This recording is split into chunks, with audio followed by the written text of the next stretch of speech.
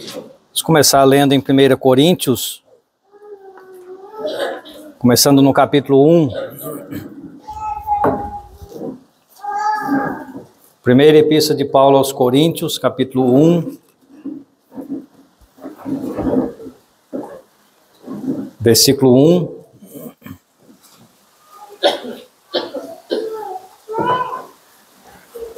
Primeira Coríntios 1 e 1, Paulo, chamado apóstolo de Jesus Cristo pela vontade de Deus, e o irmão Sóstenes, a igreja de Deus que está em Corinto, aos santificados em Cristo Jesus, chamados santos, com todos os que em todo lugar invocam o nome de nosso Senhor Jesus Cristo, Senhor deles e nosso. Capítulo 4 agora, versículo 17. Quero ler só a última parte do versículo, capítulo 4, versículo 17. Paulo diz: como por toda parte ensino em cada igreja. Agora no capítulo 7, também versículo 17, também lendo só o finalzinho do versículo, 1 Coríntios 7, 17, é o que ordeno em todas as igrejas. Agora capítulo 11, versículo 16, 1 Coríntios 11, 16, se alguém quiser ser contencioso, nós não temos tal costume, nem as igrejas de Deus. Agora capítulo 14,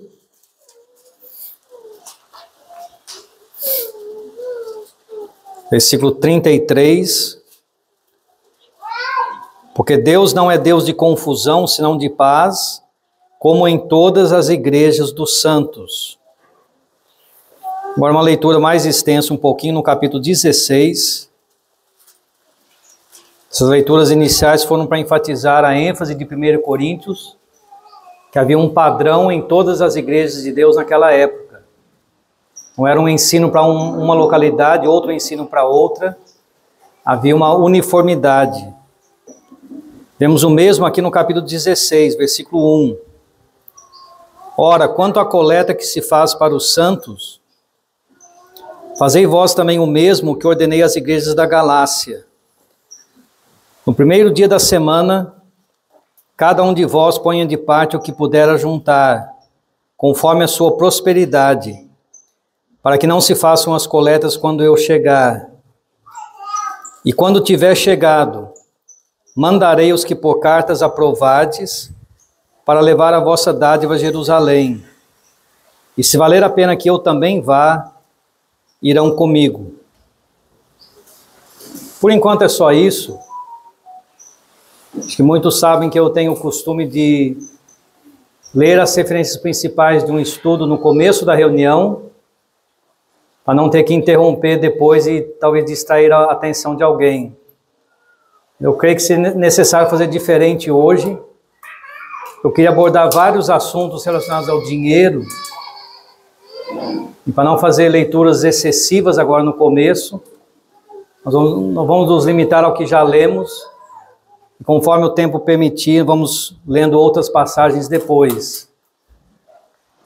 Vou estar de olho no relógio. O trecho que pretendemos estudar hoje à tarde termina dizendo: faça-se tudo com decência e com ordem.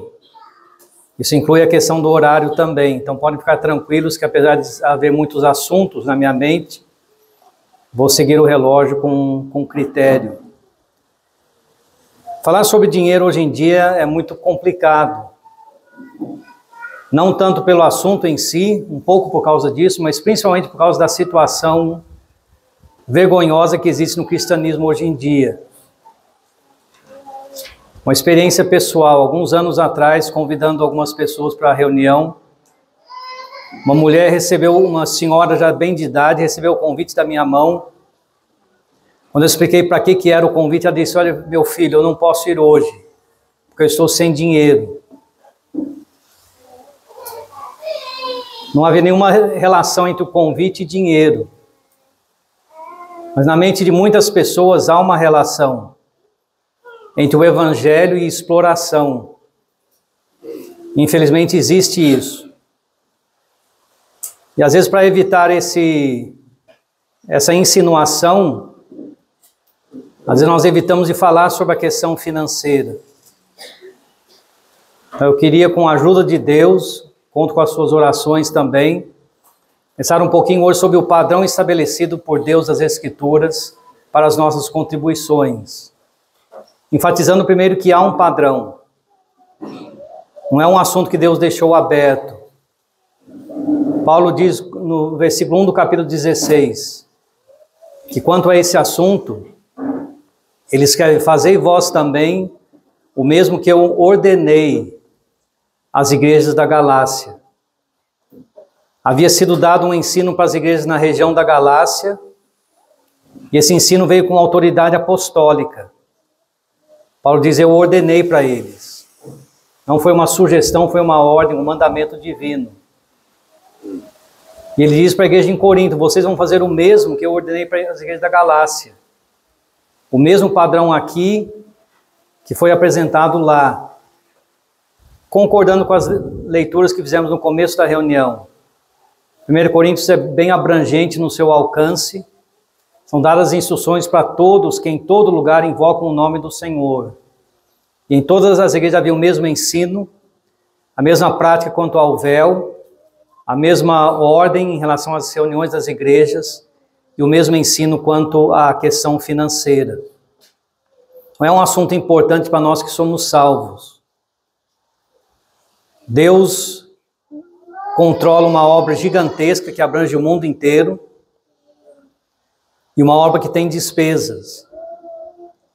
E essas despesas são supridas pelo povo de Deus. Nós vemos algumas instruções no versículo 2, girando em torno da expressão ajuntai, separai o que puderdes ajuntar. Uma forma de indicar a contribuição dos salvos. Algumas palavrinhas que cercam essa expressão central são importantes. Primeiro nós vemos no primeiro dia da semana. Isso responde à pergunta, quando que eu vou contribuir? Eu queria pensar em 4 perguntas. A primeira, quando? Quando que eu devo contribuir? A Bíblia diz, no primeiro dia da semana, cada um de vós ponha de parte o que puder ajuntar. Estamos pensando na contribuição em relação à igreja local. E talvez pareça um pouco estranho haver um dia da semana ligado a isso. Alguém poderia pensar, mas por que eu devo me preocupar com uma contribuição semanal? Eu recebo meu salário uma vez por mês. Por que toda semana eu irei me preocupar em contribuir alguma coisa?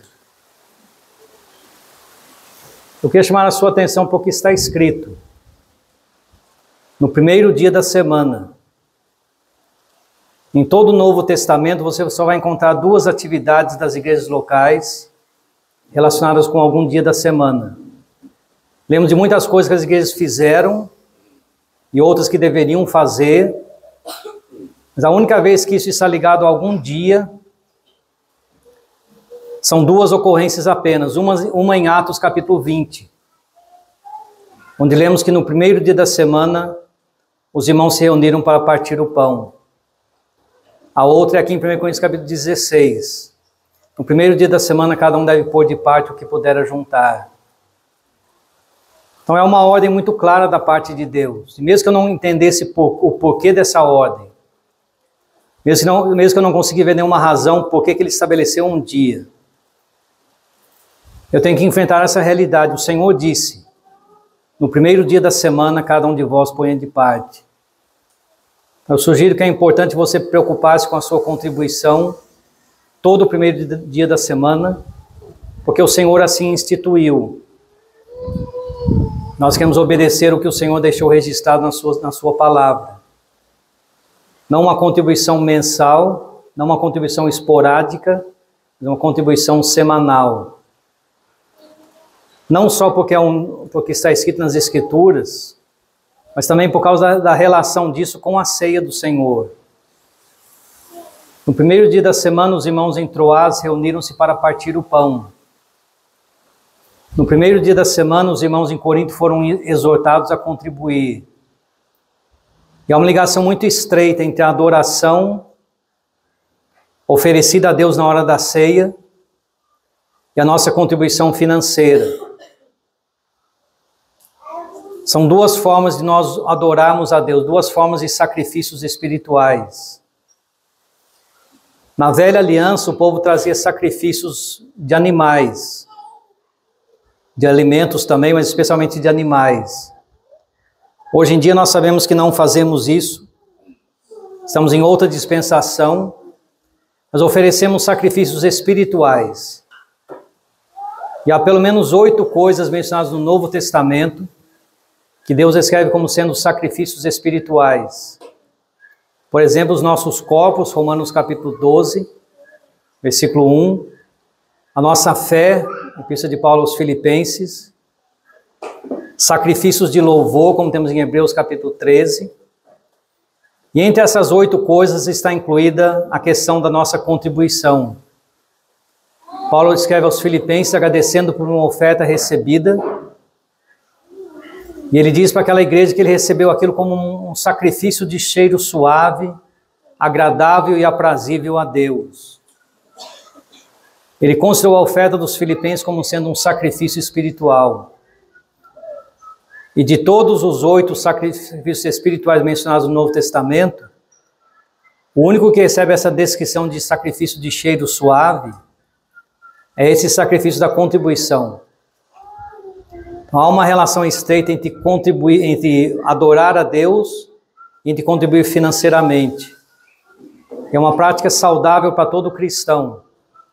Quando chega o primeiro dia da semana, o dia da ressurreição do Senhor, quando nós nos preparamos para adorá-lo como Ele pediu, para lembrar dele como Ele pediu, no partir do pão, é saudável que nós também nos preocupemos com essa questão financeira. Eu posso adorar a Deus, eu devo adorar a Deus em espírito, eu posso adorá-lo também com a minha contribuição financeira. Essa relação com o primeiro dia da semana não é uma coisa supérflua, não é uma coisa acidental. E uma terceira razão não tão importante é a questão da prática. É bom para nós sermos regulares, é bom para nós termos rotina, é bom termos uma coisa rotineira e regular na nossa vida. É importante pensar sobre isso, não de uma forma formal, não como um mandamento humano, porque nesse assunto das contribuições, se nós formos seguir o ensino do Novo Testamento, ninguém saberá o que o próximo faz. A mão esquerda não saberá o que a mão direita faz.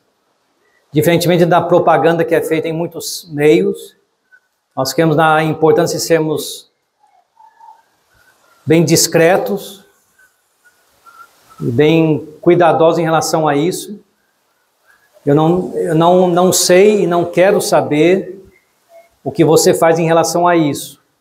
Eu não estou de forma alguma estabelecendo um mandamento, uma ordenança humana. Mas baseado na palavra de Deus, eu posso te exortar a todo o primeiro dia da semana, preocupar-se com esse assunto. Hoje é o primeiro dia da semana. Daqui a 8 dias, como nós contamos em português, também será. E todo o primeiro dia da semana você deve se preocupar em separar alguma coisa para o Senhor. Então, quando contribuir no primeiro dia da semana, quem é que irá contribuir? O texto diz, no primeiro dia da semana, cada um de vós. E há 2 coisas importantes aqui. Primeiro, o cada um, e depois a expressão cada um de vós. Cada um mostra a responsabilidade individual de cada cristão. Não sei como você irá interpretar essa expressão cada um nesse contexto, mas para mim ela indica todos os salvos em comunhão com a igreja local. Contribuir não é um privilégio de 1 ou 2 mais abastados, mas deve ser a responsabilidade de todos os salvos. Cada irmão e cada irmã que tem alguma fonte de renda deve estar disposto a contribuir dessa fonte de renda alguma coisa para o Senhor. Cada irmão, cada irmã, os que recebem o seu salário, os que vivem de ofertas recebidas de outros irmãos, não importa de onde vem o dinheiro, É um privilégio de todos os salvos, sem distinção, participarem dessa contribuição.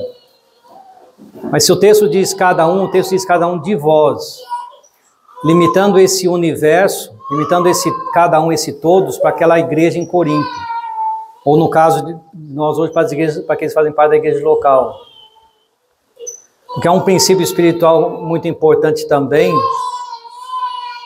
que só tem direito de contribuir com a obra de Deus quem já pertence ao Senhor. Desde o Velho Testamento nós vemos esse princípio estabelecido, quando Abraão recusou receber a ajuda do rei de Sodoma, quando Eliseu recusou receber a ajuda de Naamã.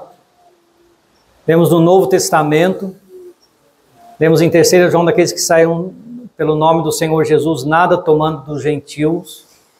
É um princípio espiritual que o privilégio de contribuir com as despesas da obra de Deus é exclusivamente do povo de Deus. O que vemos no meio religioso hoje é uma vergonha contrária às Escrituras. Devemos nos apegar bem a esse fato. Nós que somos salvos temos essa responsabilidade.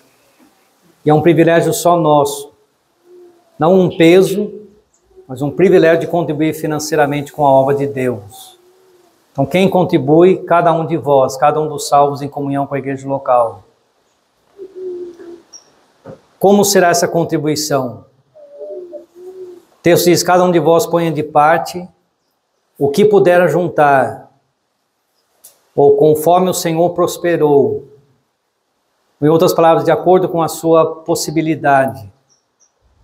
Não há uma uma porcentagem estabelecida. Havia no Velho Testamento a questão do dízimo, mas isso é outra dispensação, outra época. O que 2 Coríntios 8 e 9 ensinam é que o Senhor ama o que contribui com alegria. Se você quiser aprender mais sobre essa questão tão importante, leia depois esses 2 capítulos, capítulos 8 e 9 de 2 Coríntios. Eles tratam quase que exclusivamente dessa questão das nossas ofertas. Estabelecem muitos princípios importantes, inclusive esse, que o Senhor ama o que contribui com alegria. Lá está escrito também que quem semeia pouco, pouco ceifará. Mas quem semeia muito, muito ceifará.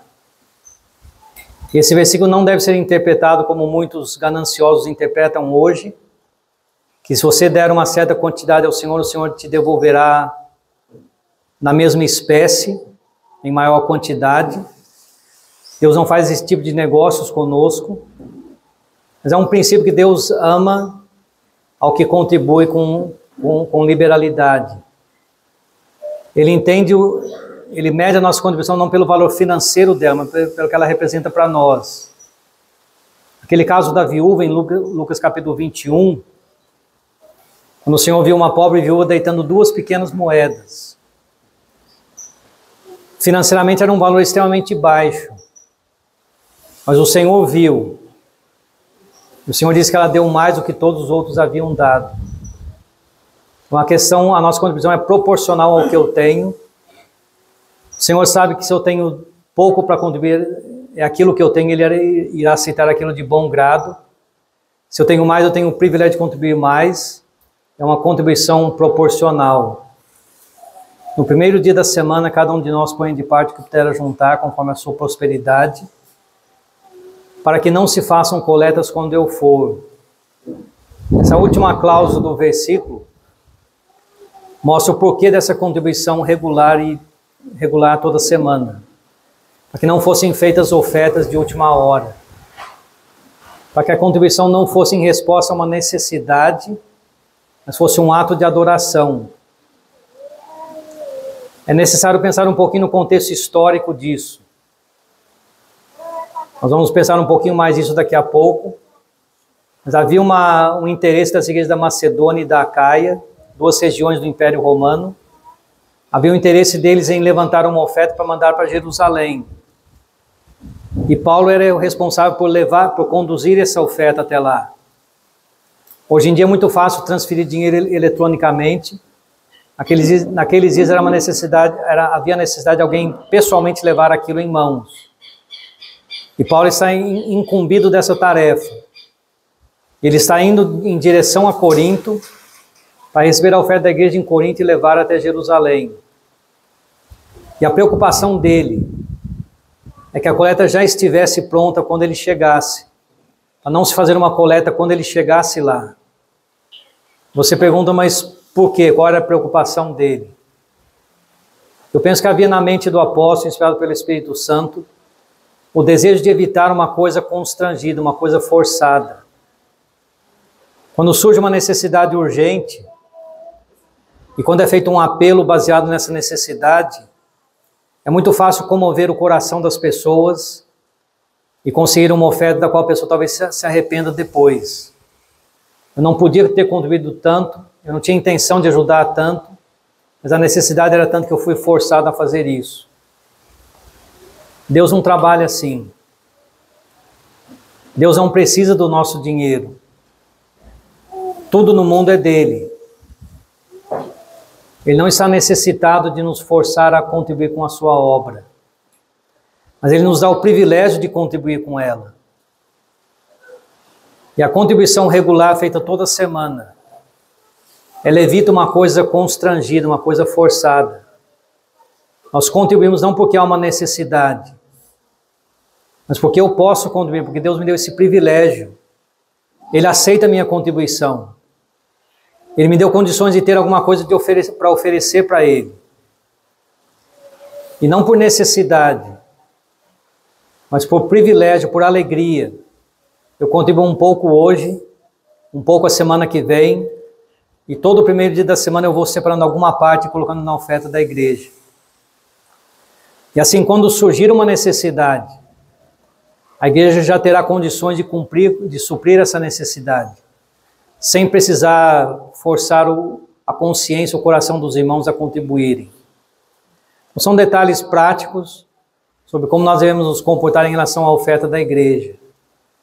A vida pessoal inclui muitos outros detalhes, por isso eu insisto para você ler 2 Coríntios capítulos 8 e 9, muitas outras coisas além disso, mas a minha responsabilidade em relação à igreja e em relação às finanças é essa, todo o primeiro dia da semana.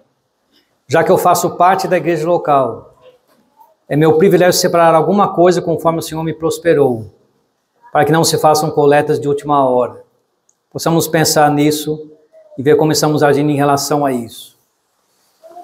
Mas uma vez que a igreja junta as suas coletas, como que esse dinheiro será administrado? Não é dinheiro da igreja, é dinheiro de Deus. Lá em Lucas capítulo 21, quando aquela viúva pôs as 2 pequenas moedas na oferta do templo, podemos pensar que aquele dinheiro seria muito mal usado. Quem governava as finanças do templo naquela época eram fariseus, totalmente contrários à vontade de Deus, sem discernimento espiritual, homens carnais e orgulhosos. Mas mesmo que aquela mulher colocou dinheiro numa oferta que seria administrada por esse tipo de pessoa, o Senhor Jesus diz que aquilo eram as ofertas de Deus. E quando os irmãos contribuem na sua oferta semanal para a igreja local, aquele dinheiro será administrado pelos presbíteros, mas não é deles, e nem é da igreja, para juntar uma certa quantidade e fazer um churrasco no final de semana. Não é uma caixinha comunitária, é algo que foi oferecido para o Senhor, para a obra dele. Então deve ser administrado conforme princípios espirituais. Eu queria sugerir hoje, resumidamente, por causa do tempo, um princípio espiritual que é muito importante nessa área, e depois 4 exemplos práticos de como as igrejas na época do Novo Testamento usavam as ofertas recebidas, como sugestão do que podemos pensar em fazer hoje em dia. Quanto ao princípio, está baseado em 1 Coríntios capítulo 16, e também no capítulo 8, que eu queria ler agora com os irmãos, 2 Coríntios, capítulo 8, a partir do versículo 16.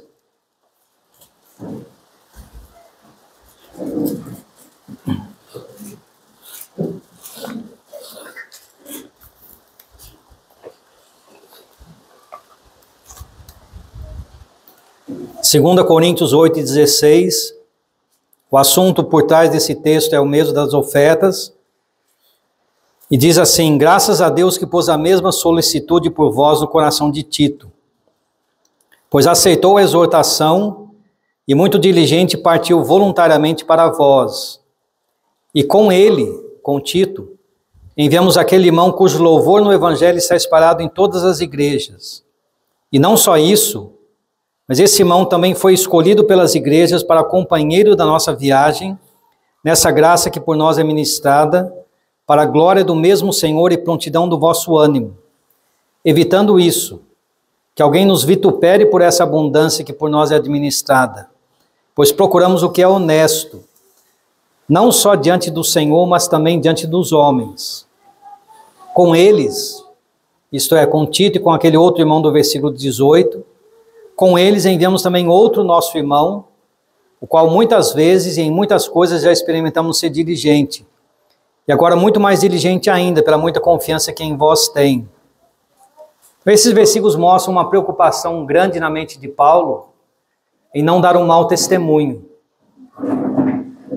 Em 1 Coríntios 16, ele deixa claro que quando ele passasse em Corinto, ele não queria continuar a sua viagem sozinho.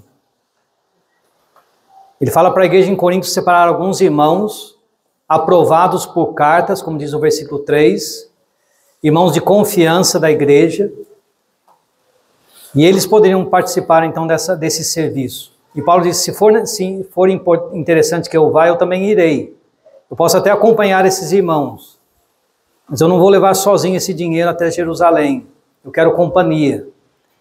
E não é companhia de qualquer pessoa, é companhia de irmãos aprovados por cartas da igreja. Aqui em 2 Coríntios, escrita poucos meses depois da primeira epístola, falando do mesmo evento histórico, Paulo entra em mais detalhes. Eu não chegarei aí sozinho. Eu chegarei na companhia de 3 outros irmãos. Tito, que vocês conhecem, um outro irmão bem conhecido também, cujo louvor no Evangelho é espalhado em todas as igrejas, irmão idôneo, irmão de caráter, irmão de bom testemunho. Eu começo de um terceiro irmão de igualmente bom testemunho.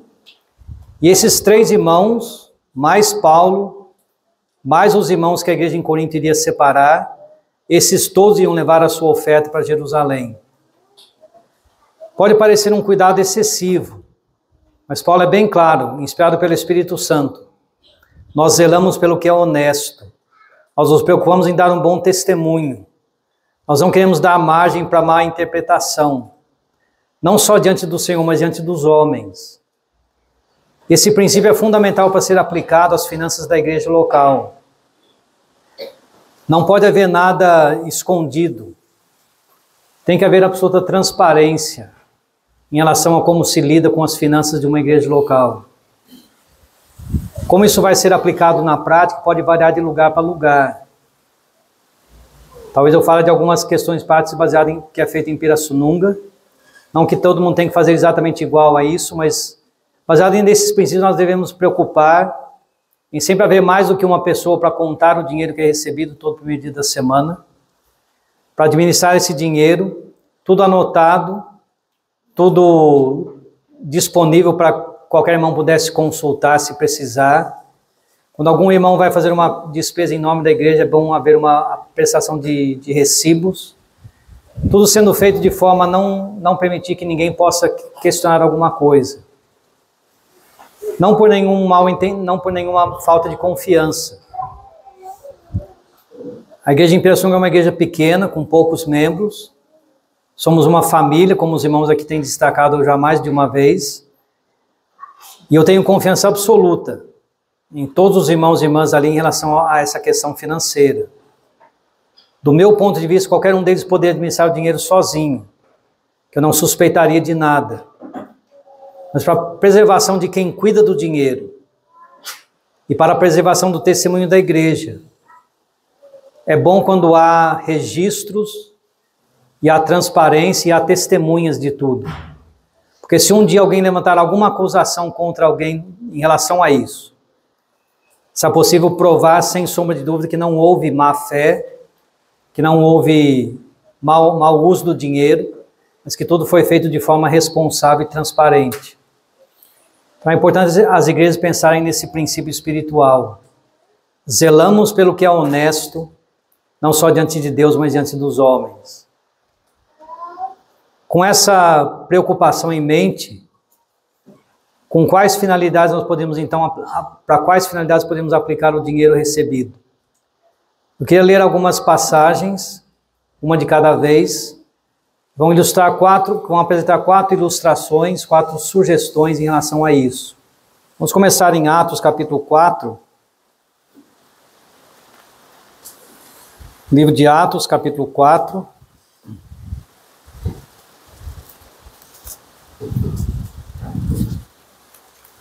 Eu praticamente não irei comentar nada, quase nada sobre essas leituras, porque o tempo está praticamente no fim. Mas aqui nós vemos em Atos 4 e 34, desculpe.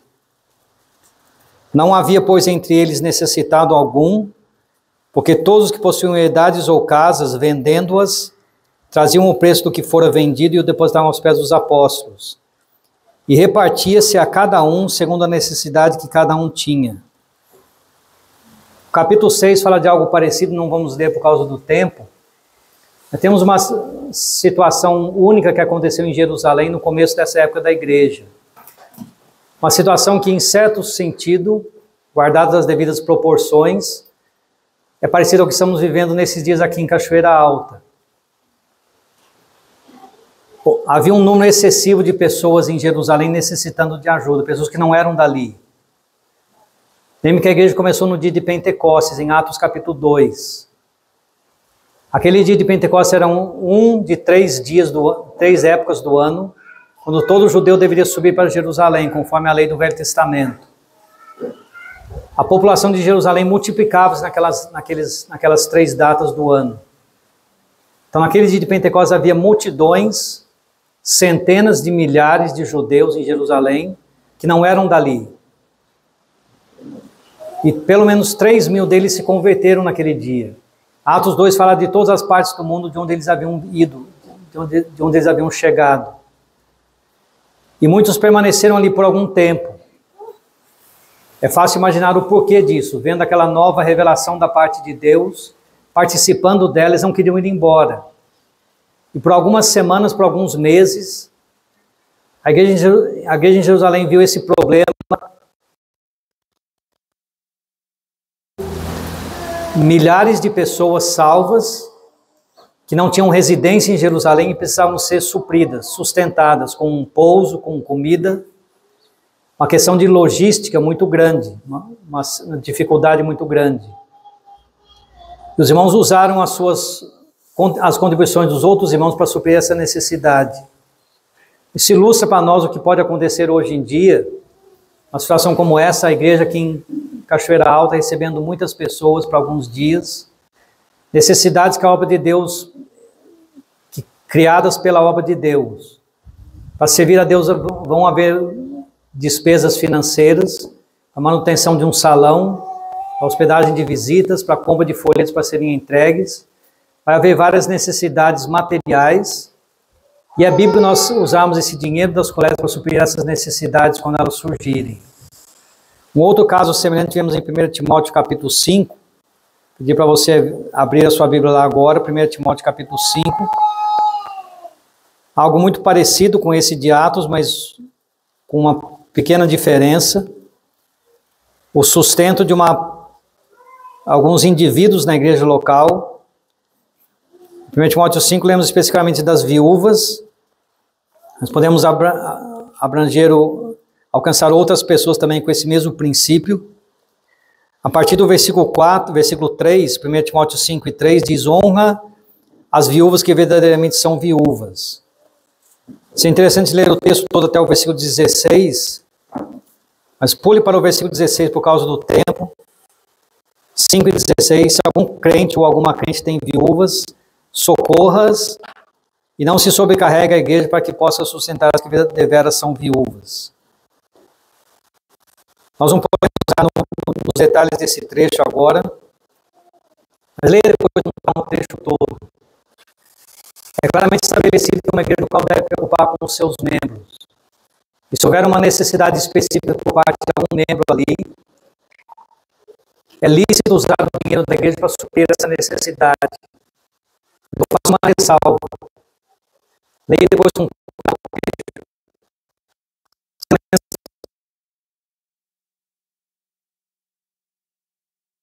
isso, para ver se essa viúva realmente precisa de ajuda. Para que não se sobrecarregue a igreja. Às vezes,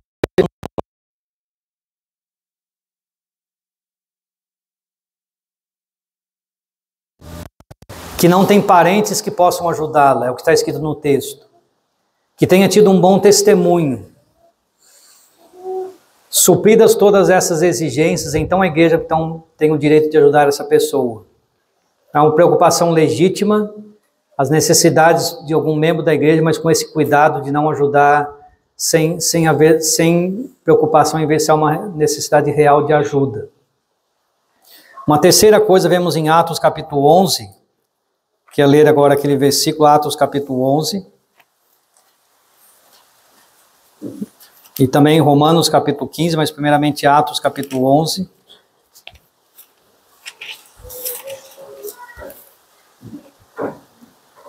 Versículo 27, Atos 11, 27, naqueles dias desceram profetas de Jerusalém para Antioquia, e levantando-se um deles, por nome Ágabo, dava a entender pelo Espírito que haveria uma grande fome em todo o mundo. Isso aconteceu no tempo de Cláudio César. E os discípulos, em Antioquia, determinaram mandar, cada um conforme o que pudesse, socorro aos irmãos que habitavam na Judéia. O que eles com efeito fizeram, enviando aos anciãos por mão de Barnabé e de Saulo. Romanos capítulo 15, versículo 25. Romanos 15, 25.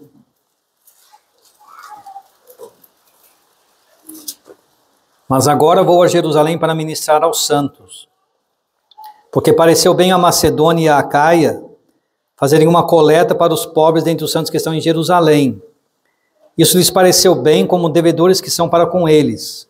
Porque se os gentios foram participantes dos seus bens espirituais, devem também ministrar os temporais. Nesses dois textos vemos uma igreja ajudando outra igreja, ou algumas igrejas ajudando outra igreja. Há mais ou menos uns 10 anos separando os dois textos, são duas ocasiões diferentes. Em Atos 11 foi por uma necessidade urgente, uma fome que houve em Jerusalém. Em Romanos 15 parece que não havia nenhuma necessidade específica. Foi um desejo que as igrejas tiveram de retribuir o privilégio que receberam de Jerusalém. O evangelho de Jerusalém para eles quiseram devolver bênçãos materiais, como diz Gálatas 6. Aquele que é instruído na palavra reparte de todos os seus bens com aquele que o instrui. É um princípio bíblico também que igrejas contribuem com outras igrejas.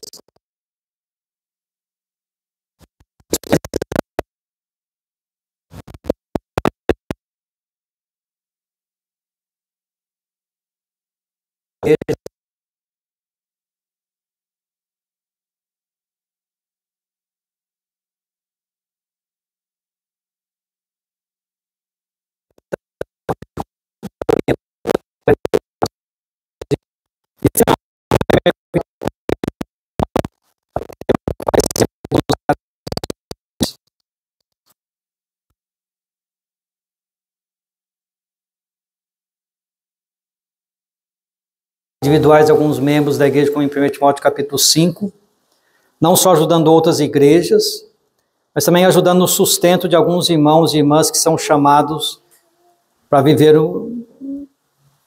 exclusivamente do Evangelho. O relógio já está marcando o tempo em que eu iria parar, então eu vou apenas ler esse texto com poucos comentários, chamando a sua atenção só para o versículo 6, onde diz, só eu e Barnabé não temos o direito de deixar de trabalhar, e o versículo 14, assim ordenou também o Senhor aos que anunciam o Evangelho, que vivam do Evangelho. Esse capítulo 9 de 1 Coríntios trata desse assunto tão importante. Até o versículo 14, Paulo está preocupado em enfatizar esse direito.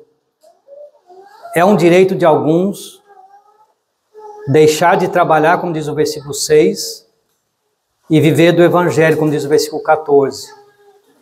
A partir do versículo 15, ele mostra por que ele não aceitou esse direito em relação a Corinto.